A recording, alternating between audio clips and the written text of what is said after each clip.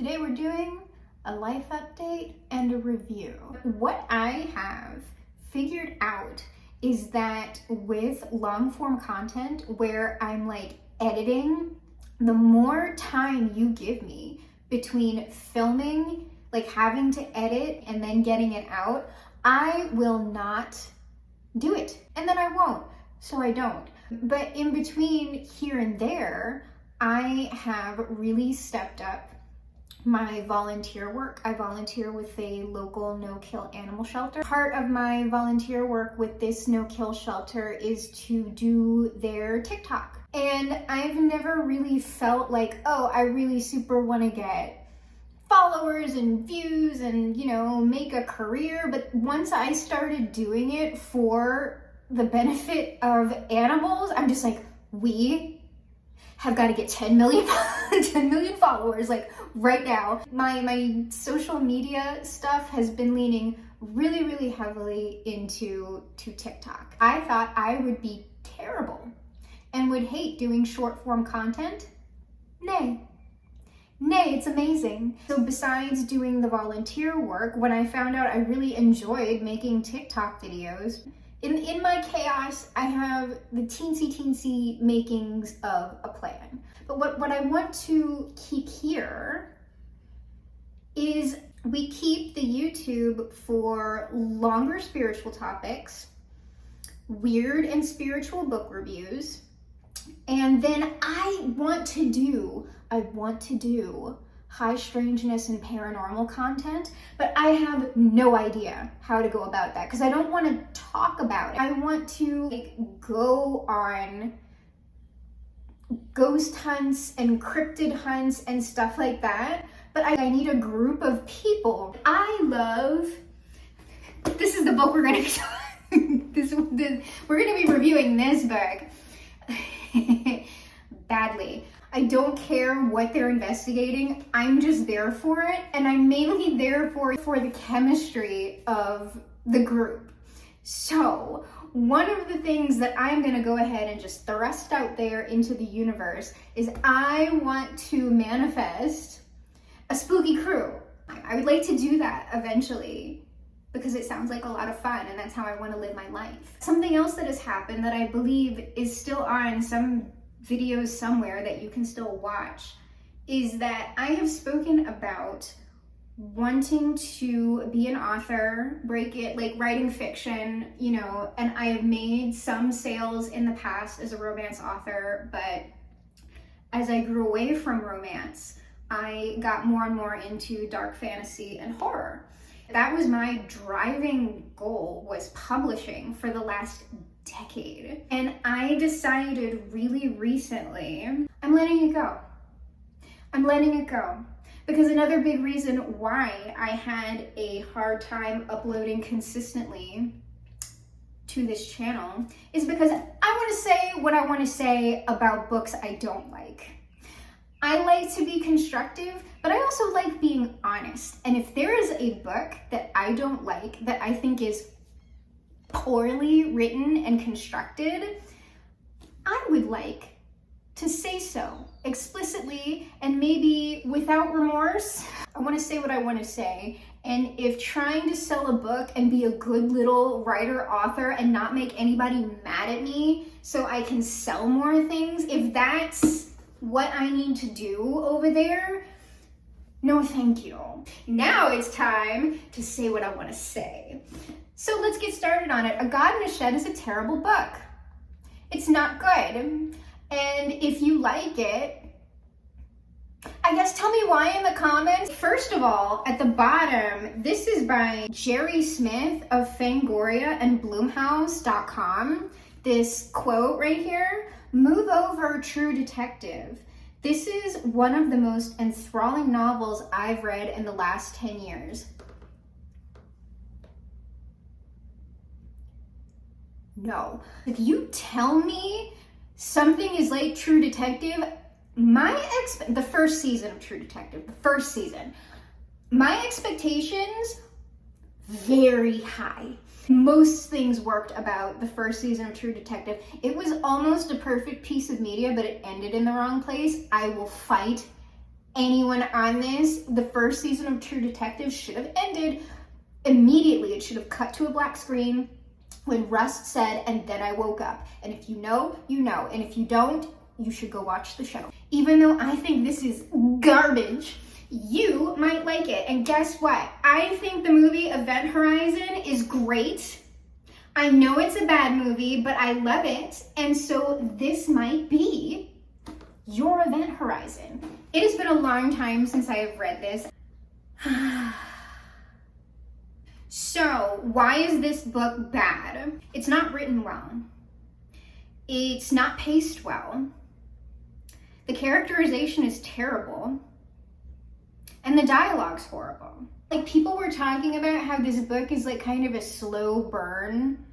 And there is a marked difference between a slow burn and something that is just boring. The difference is, with a slow burn, there is still a steady, if slow, rise in tension. So this is not a slow burn, it's badly paced. It's badly paced, it's badly constructed. What I am going to read you now is the dialogue. I'm gonna read you 2 examples. Here is things people said in this book. "I ain't no monster, Stephen," Sam said, scratching at his face. I know. I've killed a lot, but it was necessity. I ain't got an ounce of malice in me, Stephen. World's gonna remember me as the St. Ferdinand killer, the beast who killed to steal people's eyes, their precious eyes. You're gonna tell me I'm wrong? I'm wrong? You're gonna try and argue with me that writing is good?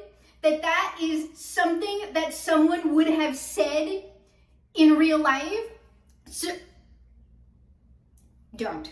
You can argue maybe that this is a fantastic bad book. I would even say it's not even that, because it's so soulless that, like, there's just nothing. There's nothing. So here's the second piece of dialogue. "Oh, you damn fool, Crowley." Finnegan shook his head. "This ain't no bear. It's a vessel. A container into which we've been pissing our greed and hate for decades. This ain't just no random god no more. It's a god of death. A god of hate and death." So, True Detective fans, sign on.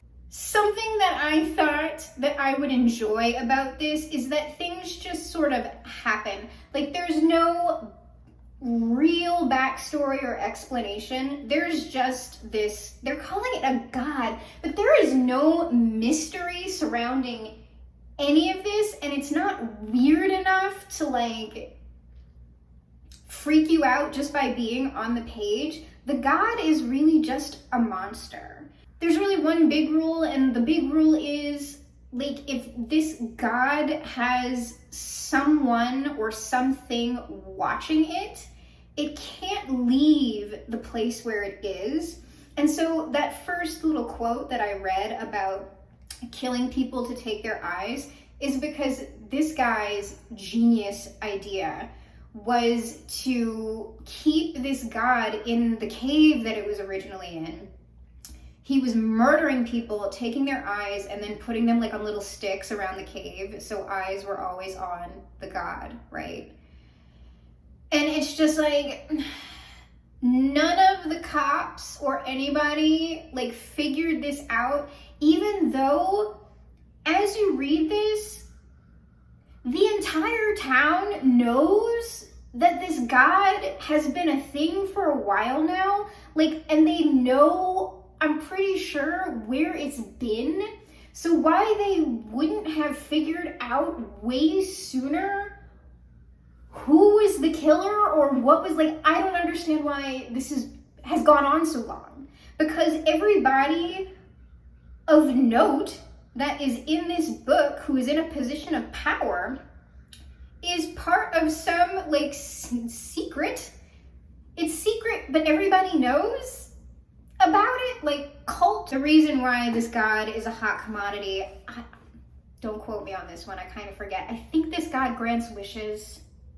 That's how he tempts people to like let them out and like around. He's like, oh, you know, I'll grant you a wish. And it makes no sense because everybody knows. Like everybody knows there's a cult. Everybody knows there's a god. But all the characters are walking around like, it is a mystery. Why this? It's like, wait, but you know what's going on.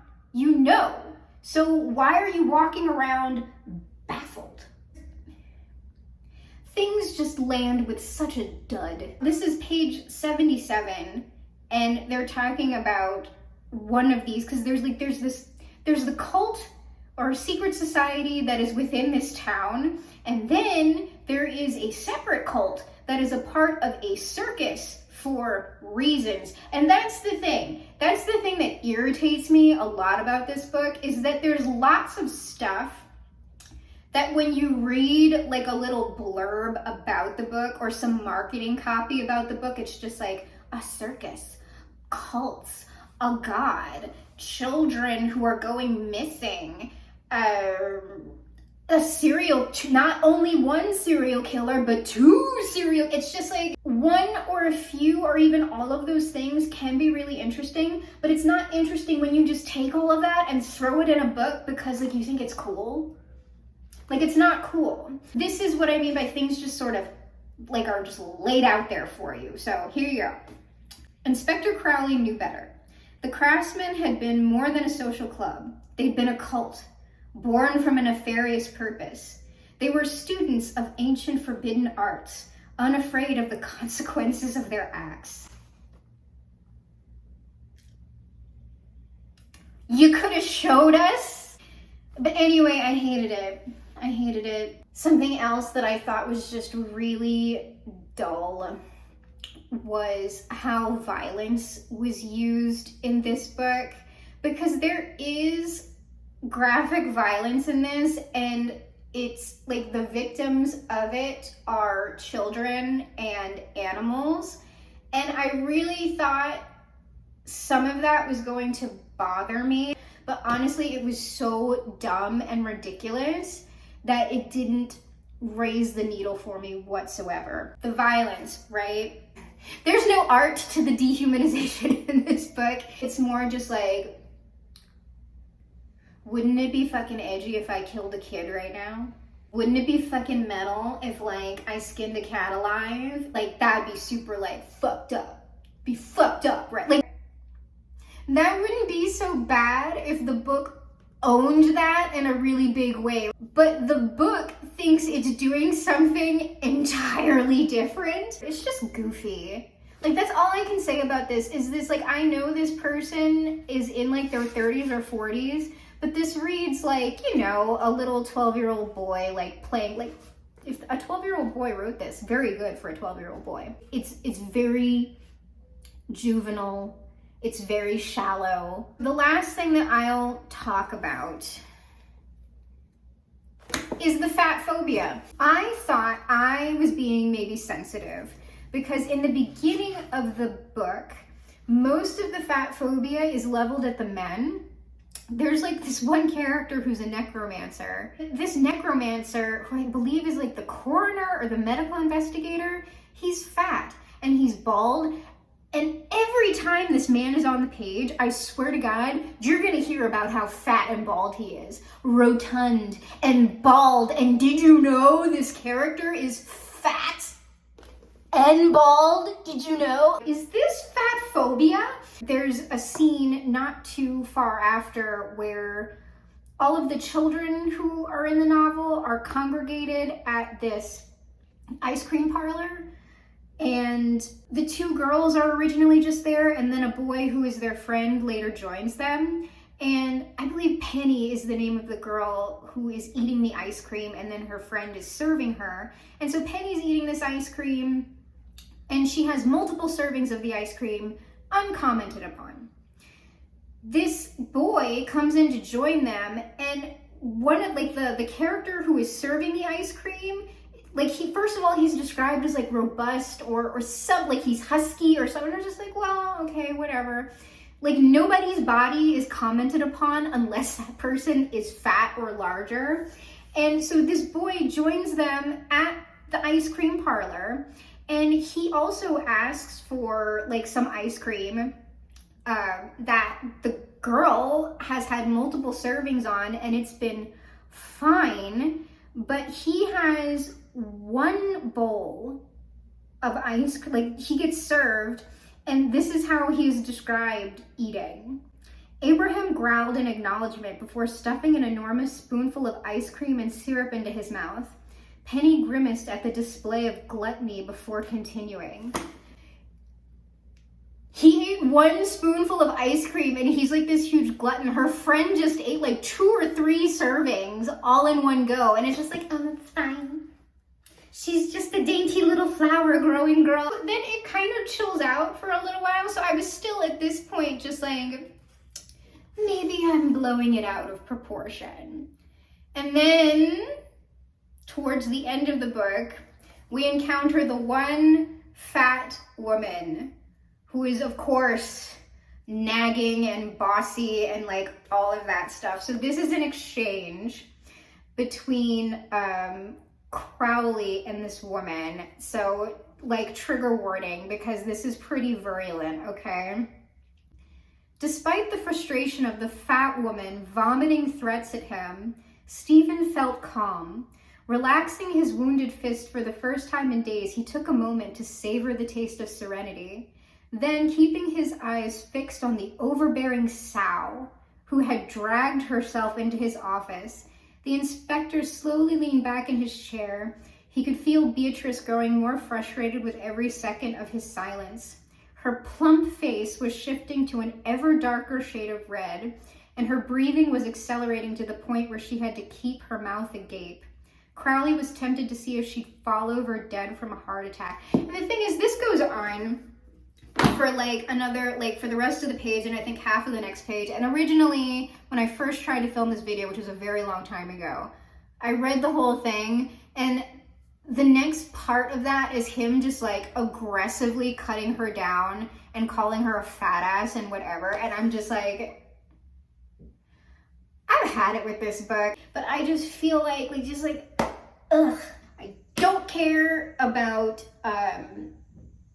anything offending somebody who I would be querying to, because I am not querying anymore. I am moving on with my life, and we're just gonna talk about the books. So I have a good review coming up after this, because I don't believe in only doing bad reviews. I want to talk about books that I like, and this one was one, I believe the video is still up, that I thought I was gonna hate.